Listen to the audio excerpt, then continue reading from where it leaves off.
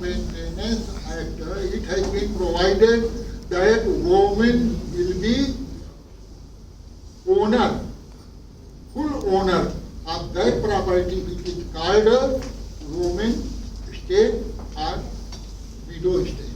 यानी नारी संपदा या विधवा संपदा, इसमें स्त्री का पूर्ण अधिकार स्वामित्व होगा, जिसे पहले आजीवन होता था, किंतु 1956 के सक्सेशन एक्ट के बाद उसको पूर्ण स्वामित्व की प्राप्ति हो गई है। परंतु पिता जो है वो रक्षा करेगा शादी से पूर्व, शादी के बाद कौन उसकी देखभाल करेगा? पति। पिता रक्षति कौमारे, भर्ता रक्षति यौवने, पुत्रा रक्षन्ति वार्धक्ये, और बुढ़ापे में कौन देखभाल करेगा? पुत्र करेंगे। न स्वातंत्र्यम क्वचित स्त्रियों को ये नहीं सोचना चाहिए हाँ जी हम इंडिपेंडेंट रह लेंगे, जीवन वो कर लेंगे। आप दूरदर्शन देखिए, सावधान इंडिया देखिए या और क्रिमिनल क्राइम्स देखिए, आपको पता लग जाएगा कि दिल्ली, बॉम्बे या बड़े बड़े शहरों के क्या बुरे हालात हैं कि अकेले लड़की का घर से निकलना अब मुश्किल हो गया है। परंतु फिर भी भाइयों को, पिता को या उनके मतलब कि पति को इन सब चीज़ों का ध्यान रखना पड़ता है। उससे ये न सोचे हमारी स्वतंत्रता पर कुठाराघात है, या स्मृति या धर्मशास्त्र जो है ऐसा प्रावधान रखे हैं कि स्त्रियों को आजाद नहीं रहना चाहिए, गुलाम रहना चाहिए। गुलामी की बात नहीं है। मेंटेनेंस हिंदू विधि एवं स्रोत नामक एक शोध ग्रंथ में हमने ये सारा प्रतिपादित किया था। इलाहाबाद हाई कोर्ट ने उसे कैटेगरी ए में अप्रूव किया और हिंदू लॉ के निर्णय उस ग्रंथ के आधार पर किए जाते हैं। और उस ग्रंथ के बाद जो है एक आधुनिक हिंदू विधि नामक ग्रंथ लिखा गया। और डॉक्टर साहब को पता होगा, इन्होंने हमारे कई ग्रंथों पर इन्होंने कुछ प्राकथन लिखे हैं और कुछ समीक्षाएं लिखी हुई हैं, काफ़ी कुछ जो है। तो वास्तव में हम केवल पुस्तक पढ़ते जाएं, उसकी समाज में उपयोगिता ना हो तो उसका लाभ नहीं होता है। उपयोगी होना चाहिए समाज में। तो उस ग्रंथ की उपयोगिता ये है कि Punjab and Haryana high court ने हिंदी के उस ग्रंथ को भी अप्रूव किया।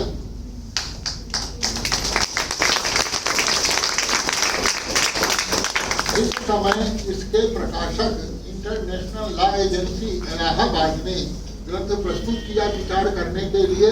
तो चीफ जस्टिस ने कहा the medium of Punjab and Haryana high court is English, therefore any book written in Hindi will not be accepted. तो हमारे पब्लिशर ने कहा ऐसा है, मैं नहीं मानता। जिन्होंने लिखा है ग्रंथ में उनको आपके पास भेजता हूँ। उन्होंने टाइम दिया। हाई कोर्ट चीफ जस्टिस साहब बैठे थे, हरियाणा के चीफ जस्टिस DS तो उनसे उन्होंने बात की है यहाँ तो इंग्लिश का है और आप यहाँ पे इंग्लिश में प्रैक्टिस होती है, इंग्लिश के ही ग्रंथ हम लोग एक्सेप्ट करते हैं। हम कहा आपके एक्सेप्ट करने की बात नहीं है। ये हिंदी हो, अंग्रेजी हो, पंजाबी हो, इस समय पंजाब अलग प्रांत है, हरियाणा अलग प्रांत है।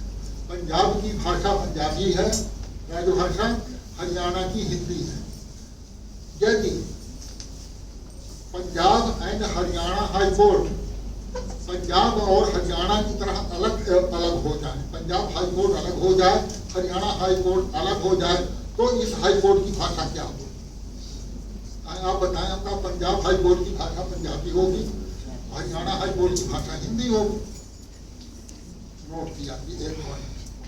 दूसरा उनको हमने बताया, उनका according to doctrine of stare decisis, stare decisis बोलते हैं निर्णीतानुसरण का सिद्धांत।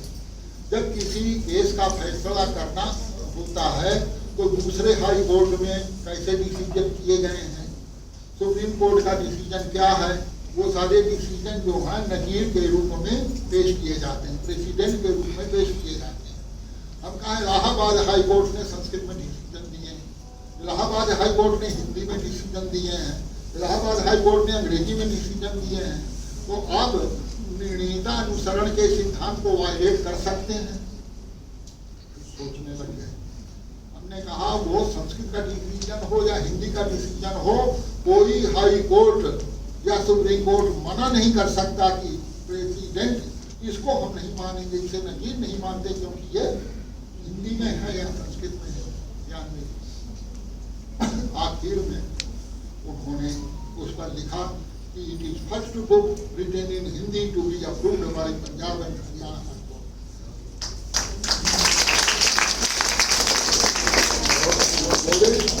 उपाध्याय जी आपने हमें निरुत्तर कर दिया तर्कों से, तो हमें मानना पड़ रहा, नहीं हम मानने वाले नहीं थे। हमने कहा हम कोई शॉर्टकट करने नहीं आए, हम तो अपने पुस्तक की वकालत करने आए हैं, मैंने उस पुस्तक के विषय में हमें तर्क प्रस्तुत करने थे। तो अगर सही बात है, सही ढंग से प्रस्तुत की जाए तो मानना पड़ता है।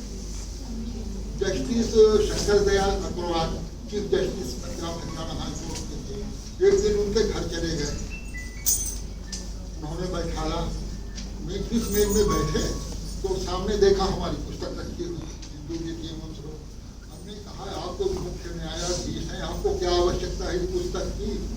उपाध्याय जी हमें वेल प्रिपेयर्ड रहना पड़ता है, सारा कुछ देखना पड़ता है, क्योंकि उसमें निर्णयों में संस्कृत में जो निर्णय दिए गए थे ये अंग्रेजों में जब प्रिवी काउंसिल की स्थापना हुई, प्रिवी काउंसिल के जितने भी सीजन हुए उनमें स्मृतियों को उद्धृत किया गया है, वेद मंत्रों को उद्धृत किया गया है, और उस ग्रंथ का नाम है वैदिक केसेस ऑन हिंदूला, और उसके लेखक हैं L.R. तिवारी। तो उसमें सारे केसेस दिए हैं कि डिसीजन है, उसके नीचे संस्कृत का श्लोक। ये उपयोगिता है वर्तमान की उपादेयता को है। तो ये सारा कुछ को होने के बाद जो न्यायाधीश थे अंग्रेजों के समय के, विशेषकर हम बता रहे हैं कि वॉरेन हेस्टिंग्स के समय, तो उन्होंने कहा कि स्मृतियों में भी आपस में विरोध है, हम चाहते हैं और दूसरे हमारे जजेस भी नहीं समझ पाते हैं संस्कृत को, तो ऐसे ग्रंथ की रचना की जाए जो निर्विवाद हो। तो 7 पंडितों को बैठाया और यहाँ जाकर के वो ग्रंथ तैयार हुआ, उसका नाम हुआ विवादारणव सेतु। विवादारणव सेतु नाम से ग्रंथ तैयार हुआ, वो प्रस्तुत किया गया वॉरेन हेस्टिंग्स के सामने। उन्होंने जजों को दिखाया है हमारे पल्ले को पढ़ना नहीं, सारा संस्कृत में है, हमें संस्कृत आती, अंग्रेजी आती।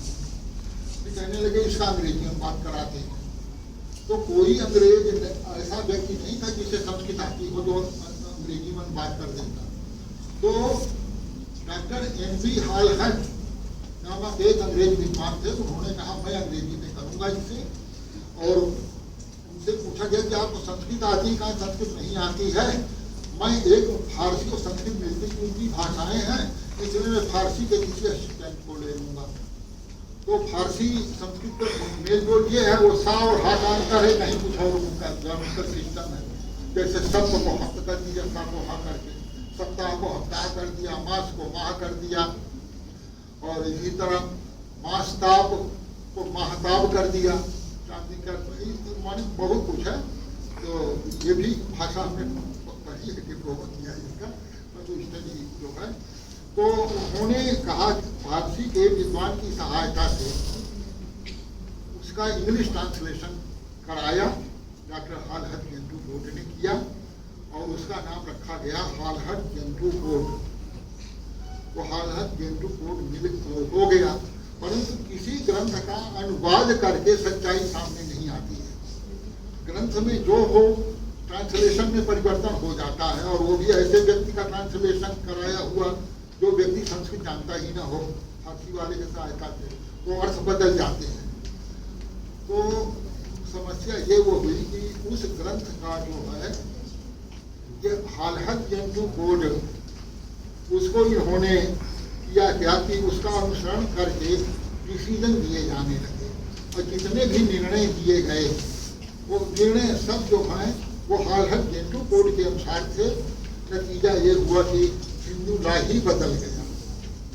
फिर 1955 में प्रयास किया गया कि हिंदू कोड बिल, वो हिंदू कोड बिल नहीं, civil code bill, common civil code, ये डायरेक्टिव प्रिंसिपल्स ऑफ उसके राज्य के नीति निर्देशक तत्व इसके अनुसरण में वो ये कॉमन सिविल कोड का निर्माण हुआ और उसका एक वर्ग ने बहुत विरोध किया तो वो ठप करके उसको हिंदू कोड में बना दिया और फिर उसी के आधार पर Hindu marriage act 1955, Hindu adoption and maintenance act 1955, guardianship ये आगे हिंदू सक्सेशन एक्ट 1956, इस तरह की ये एक्ट बन गए। तो वास्तव में संस्कृत के अंदर जो चीजें हैं हमने सजेशन दिए कि यहाँ कमियां हैं, इन्हें सुधार करो। तो काफी कुछ सरकार ने अमेंडमेंट किए और अभी भी काफी गलतियां हैं हमारी, उसमें अंग्रेजी की नकल है। हमारा इंडियन पेनल कोड जिसे हम भारतीय दंड संहिता कहते हैं, अंग्रेजों का बनाया। आज तक भारतवर्ष को स्वतंत्र हुए इतने वर्ष हो गए, आज तक अपना जो है इंडियन पेनल कोड नहीं बना सके, जबकि संस्कृत साहित्य में धर्मशास्त्र के अंतर्गत इंडियन पेनल कोड का पूरा विधान किया हुआ है धर्मशास्त्र के अंदर। तो थोड़ा सचेत होने की जरूरत है, अंधा अनुकरण नहीं होना चाहिए कि अंग्रेजों ने बना दिया, क्या भारत में ऐसी सुविधा ही नहीं है जो स्वयं जो है इसका निर्माण कर सके। हमने इस बार दिल्ली में एक LLB का पाठ्यक्रम तैयार कराया। वो LLB का पाठ्यक्रम है संस्कृत और अंग्रेजी, जो आजकल के ला है, और संस्कृत का धर्मशास्त्रीय ग्रंथ है, दोनों को पैरेलल लेकर के जो उस कोर्स को पास करेगा, जवाहर बहादुर शास्त्री राष्ट्रीय संस्कृत विश्वविद्यालय ने अप्रूव कर दिया है, वो चलेगा। अभी 3-4 महीना पहले किया।